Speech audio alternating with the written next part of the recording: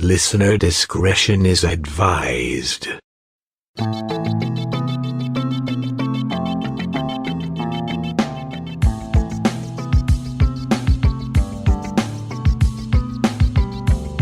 True crime can be strangely fascinating. This true crime is odd, macabre, and haunted. I'm Diane, your guide into the shadows. Welcome to Phantasmal Crime. This episode was suggested by Boyd Wright. Many a murder case has been won in court on just circumstantial evidence. This is true of present-day cases, and it was true back in the 1840s, when a man named David Sheely lost his life at the end of a hangman's rope. Many believe he was an innocent man, and perhaps that is why his ghost haunted people for decades after his hanging. Sheely certainly isn't unique. Through the centuries, many wrongly convicted people have been put to death. It's one of the reasons why many people don't support the death penalty. There are many stories of murder victims coming back as spirits to find justice. Is it possible that wrongfully executed people have ghosts that return as well? And what of the truly guilty? Do they not make the transition out of fear? Do their spirits stay as they seek penance? Or were they just so evil, even hell won't have them?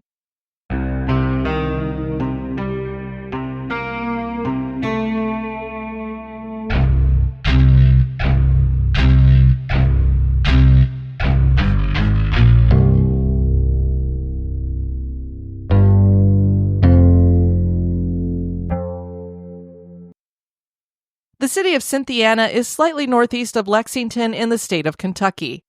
It was here that David Sheely would come to his end, at least for his mortal body. His spirit would return. David Sheely was a man who liked his drink. If not for the whiskey, he would have just been known as a kind-hearted man. He was born to William and Lydia Sheely in 1822. David married a woman named Nancy Ann Maynor, and the couple built themselves a two-room cabin on a farm along Crooked Creek. They had 3 sons together, William, Jonathan, and Warren. David liked to fish, and on the afternoon of June 5th, 1847, he joined a group of friends on a fishing party to Beaver Creek. The men had success with catching fish and decided to celebrate with whiskey, which obviously pleased David very much since he enjoyed drinking. The men drank until late into the night, and David decided to invite the group of men back to his house. He told them that his wife would be happy to clean the fish and cook them for everyone for breakfast. David added that she made great cornbread, too. The drunken group stumbled their way to the Sheely cabin and arrived at 2 a.m. One can only imagine the reaction of Nancy as her husband burst into the house, drunk as a skunk, with a group of men who were also intoxicated and demanded that she start cooking. Nancy refused to get up and cook, and David's friends all laughed and ridiculed him because he couldn't control his wife. The shenanigans were short-lived as all the men were very tired. Everybody decided to go to bed, with David joining his wife in bed and the rest of the men crashing on the floor of the cabin or outside in the yard. The next morning, David probably awakened with a horrendous hangover.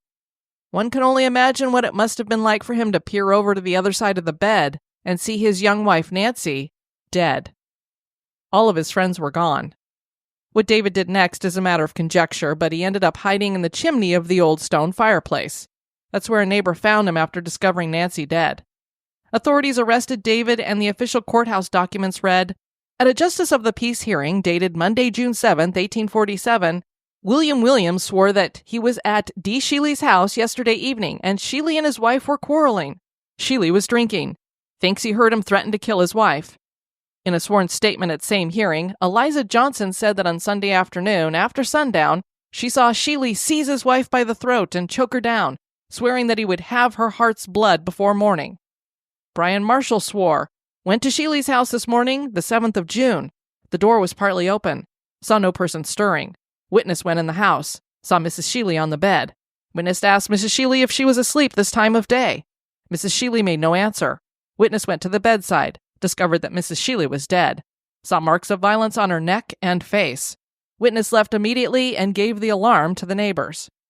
A Harrison County grand jury indicted David Sheely on murder charges. Bail was impossible for David to make, so he sat in jail until the next term of the circuit court. The trial started and ended with Sheely being found guilty on September 25th, 1847, despite his claims that he was innocent. David said, "If I killed Nancy Sheely, I don't know it. I never had nothing against her." He was sentenced to be hanged on October 30th, 1847. The hanging was delayed until the morning of November 19th, 1847. He again proclaimed, "If I killed Nancy Sheely, I don't know it. I had nothing against her." David Sheely's body was then given to science for medical study, as was the practice of that time. His skeleton was preserved, but eventually parts of it were loaned out and a few pieces were lost.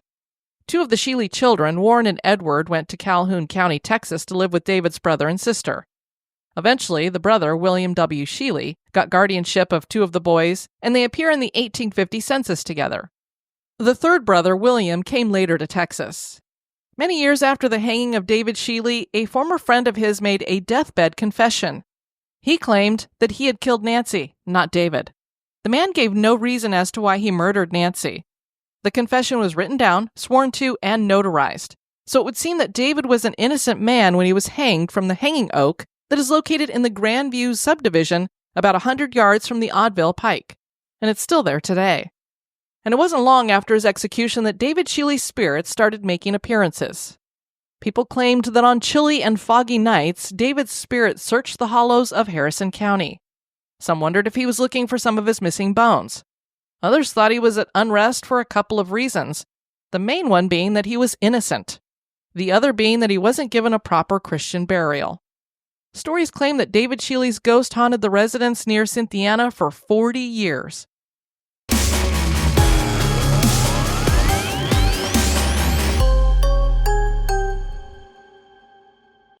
David Sheely is hardly the only wrongly executed man or guilty executed man to have his spirit return from the grave. We hear more stories of murder victims returning from beyond the veil, but there are quite a few with executed criminals at the center of them. For centuries, different cultures have had their own ways to deal with the spirits of executed criminals. They feared these spirits coming back to terrorize them as a monster, a vampire, or a ghost. Despite the removal of public gallows and possibly even the physical buildings where executions may have occurred, spirits of the executed seem to linger in these places. Sometimes these ghost stories are created in a community seeking a way to memorialize a crime and the execution that followed. An example of this comes out of the Irish Rebellion of 1798. This was a revolt against British rule in Ireland and was led by a group named the Society of United Irishmen. The British set up gallows to execute the Irish rebels, and now many of these sites have stories of ghosts and fairies. One of these is near the Marine Terrace in Aberystwyth, and it had stories of disreputable ghosts. A man was hanged in 1866 at a Chicago jail, and inmates in 1868 started reporting that they saw a ghost. Guards would hear cries of distress at night coming from the cells. A black inmate named William Jones claimed to see the apparition of a man in his cell, and that the figure had some kind of noose or strap around its neck. John Avery was a criminal who was hanged at the Bergen County Jail in Hackensack, New Jersey, in 1872. Avery had killed Jacob Irby, who was a fellow servant at a home that both men served at in Cresskill, New Jersey. Avery told the New York Times before he was executed that, quote, he was perfectly satisfied with his fate. He seems to be a fatalist, saying that the execution was unavoidable. He was born to be hanged. Prisoners and guards claimed to see a strange blue light near Avery's old cell. Cold rushes of air accompanied by a shadowy figure were felt and seen. The New York Times and other papers reported in 1875 about Avery's ghost. Prisoners claimed to see and hear a ghost enter the cell block from an outside window, and the specter ran around one tier of the cell block and then stopped at Avery's cell. Inside the cell was a German prisoner, and his bedclothes were pulled off and dropped to the floor by something he couldn't see. The Weekly Item reported, through the window came the shadowy form of a man, all plainly visible except the legs, which appeared to be lost in mist. The story continued that after the spirit went after the German inmate, it seemed to float down through the air to the washroom, where he turned the water on and allowed it to run for a full 5 minutes. After shutting the water off, the ghost reportedly stuck around for at least another half hour before leaving through his original access point and closing the window behind him. And now a little break for a word about one of our sponsors.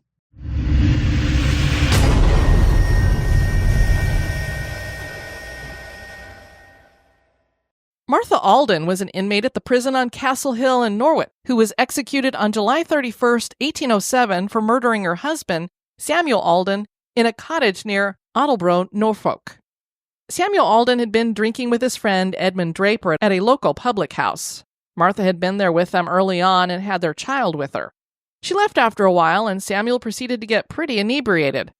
His friend Edmund walks him home and tells authorities that the Aldens' house was only a kitchen and bedroom, and that he only saw Martha and a little boy about 7 years old in the house. Around 3 a.m, a man named Charles Hill saw the door of the Alden house wide open and Martha standing outside. He asked her, "Martha, what the devil are you up to at this time of the morning?" She answered that she had been down to the pit in her garden for some water. The following day, Martha borrowed a shovel from a neighbor, Sarah Leader. This same neighbor went looking for some of her ducks a couple days later that led her to this pit, where she discovered the 2 hands of a man slightly sticking up from the soil. She called the authorities, and the body proved to be Samuel Alden. His head had nearly been cut off. A billhook was found at the Alden house with blood on it. A friend of Martha's named Mary Orvis would testify at the trial that Martha had confessed to her that she had killed her husband and showed her the body in the bedroom. She then helped Martha get the body in a corn sack, and she watched her drag it across the road. She saw her move it again the next day to the pit, where it was eventually found. Mary helped Martha clean the crime scene. It didn't take long for the jury to find Martha guilty, and she was sentenced to hang. Martha confessed the crime and said Mary had only helped her at her insistence, and a couple days later, Martha was hanged. Stories circulated that her ghost walked the corridors of the jail, and to this day there are claims that she wanders through the museum galleries at Norfolk Castle, where the jail had once been. Her spirit was seen on the mound soon after her death as well. She's been referred to as the Black Lady. The Bodmin Jail in the United Kingdom was the host to at least 50 public hangings in the late 19th and early 20th centuries. William Hampton was the last man hanged there in 1909. He had been convicted of the murder of Emily Tredrea, who was his fiancée at the time. Some people thought he was actually innocent, and a petition was signed to alter his death sentence. That may be why his ghost haunts the jail. There was footage in the jail caught on camera in 2017 that people claim shows the spirit of Hampton. It looks like the figure of a man walking in the distance, but it isn't a full form, so it isn't a real person who was in the jail. The footage is very interesting. George Williams killed a fellow convict at a Birmingham, Alabama jail in 1888, and so he was hanged in the yard. The gallows he was hanged upon was left to stand as a warning to the other prisoners. Inmates claimed to see the spirit of Williams ascending the scaffold and that it would continue to go through this act of being hanged. This had a positive effect on the prisoners as they all had a spiritual awakening, and Bible readings and praying became a daily thing. Antonio Salezzo was a really bad criminal in the town of Terravicchia in Italy. He was executed in 1747, and it was said that after his execution, his blood gushed off the platform. Superstition caused the locals to believe that this would prevent his soul from moving on, and they claimed that his spirit prowled the streets and frightened townspeople for more than a century. He would keep muskets from firing and would slam doors and make strange noises. Inmates signed a petition at a county jail in Asheville, North Carolina in 1908 after another inmate was hanged and returned from the afterlife. They claimed to hear the loud crashing of the scaffold trap every night, and they occasionally saw the man's ghost swinging from the gallows. The petition demanded that they be moved to another jail. And then we have things going on the other side of the noose. Amos Lunt was known as the hangman of San Quentin Prison. The San Francisco Call reported in October 1899 about Amos Lunt with the headline, "Haunted by Ghosts of Many Hanged." The article reported, Amos Lunt, the hangman, has become insane. The steady hand that adjusted the noose around the neck of William Henry Theodore Durant and gave the signal that sent the soul of the criminal of the century into eternity now trembles like an aspen leaf. The eye, once so keen and piercing, wears the hunted, appealing look of a man who realizes that he is being hounded to his doom. His diseased imagination has conjured up the specters of those whom he has executed, the gibbering, mocking ghosts of 21 blood-stained wretches who flit about him and try to toss over his head the nooses that ended their existence in the flesh. The terrible mental suffering of the famous executioner is something pitiful to witness, and his fellow guards shake their heads sadly as he clubs his rifle and strikes at an imaginary foe, saying softly, "Poor old Amos, too bad, too bad." 5 days ago, Lunt first began to manifest signs of insanity, and his condition has steadily grown worse until now the man is a complete mental wreck. Today it was found necessary to relieve him of the post to which he has been assigned and place Frank Arbogast in his place. "They are after me, Frank," whispered the demented hangman. "There are several under the bed now. A convict is assisting them, and it's only a matter of time until they get me." He eventually ended up in an asylum. Had he really been haunted by the ghosts of those he executed? A German-born American hangman named George Maladon seemed to suffer the same fate. He retired in 1894, and 5 years later, he started having trouble sleeping, and he claimed the spirits of those he executed were tormenting him. He would keep his oil lamps burning all night to keep the ghosts away. Several followers of spiritualism became fascinated with the souls of the executed. One such group wanted to capture the moment that the spirit separated from the body. They sent a young female medium to observe the moment, and she apparently got more than she bargained for. The man set to be executed was Albert Bayham, who helped kill a German peddler named Nathan Adler in 1849. The young medium fainted when Bayham went through the trapdoor, and after that, she started communicating regularly with his spirit. The medium told people that Bayham wanted to kill several people and cursed his enemies. Eventually, the executed man's spirit took control of the medium, and she started beating her arms against furniture until her arms were bruised. She would awaken screaming that it felt like there was a rope around her neck. Another medium was called upon to free her from the influence of Bayham, and soon, spiritualists were warning against communicating with the spirits of criminals. At least some of them were. There were others who were still seeking to help executed ghosts specifically. American clairvoyant and medium Sarah Danskin was one such medium, and she described herself as an afterlife missionary. She wanted to help these dark and undeveloped spirits to atone for their wrongs. Spiritualist medium John G.H. Brown wrote a book in 1857 about his encounters with the ghosts of a couple of murderers. Brown used a crystal ball to contact angels on the other side. One of the murderers he asked about was William Palmer, who was known as the Rugeley Poisoner or Prince of Poisoners.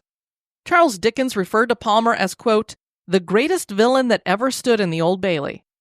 Palmer was found guilty and hanged in the murder by strychnine of his friend John Cook. It was believed he poisoned several other people as well, including 4 of his children. Brown claimed that he was told by the angel Gabriel that Palmer would appear and give him an accounting as to whether he was guilty. Brown claimed that he was told by the angel Gabriel that Palmer would appear and give him an accounting as to whether he was guilty. Brown wrote of the appearance, quote, "When the darkness of the vision cleared off, to my surprise, the figure of a man appeared, exhibiting no signs whatever of a spiritual appearance, which greatly astonished me. He held no scroll, nor showed any symptoms of communication for some short time, till at length another figure appeared adorned with loose bright robes.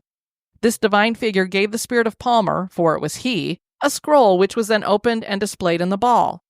It began, 'I am the spirit of William Palmer,' and went on to confess to the murder of J.P. Cook and 5 other people by poisoning. On passing from life to immortality, in the manner publicly described, I experienced those pangs which I have since learnt others have described.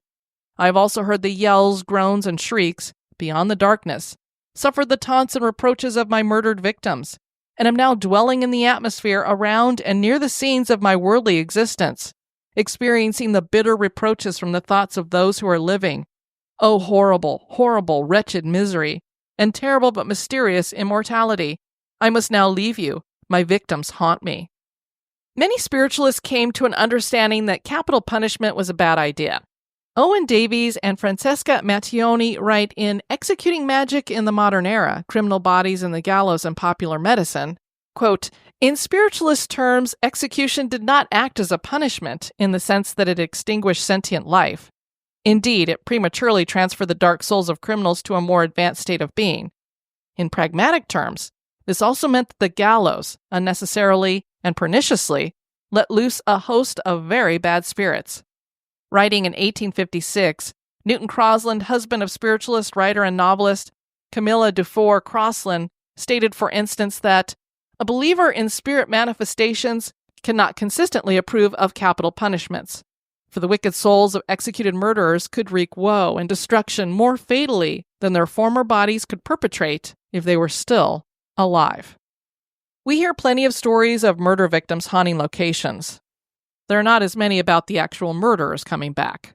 One can imagine that moving on to what is next would be pretty terrifying for a guilty person. We can't blame them for staying. And if they weren't guilty, they have even more reason to feel as though they have unfinished business. Have the ghosts of these executed people remained here? That is for you to decide. Thank you so much for joining me on this phantasmal crime. If you have a true crime that has something paranormal connected to it that you'd like to hear about, you can write me at historygoesbump@gmail.com. I've been your host, Diane. Join me on the next episode for another trip through the shadows. This has been a production of History Goes Bump.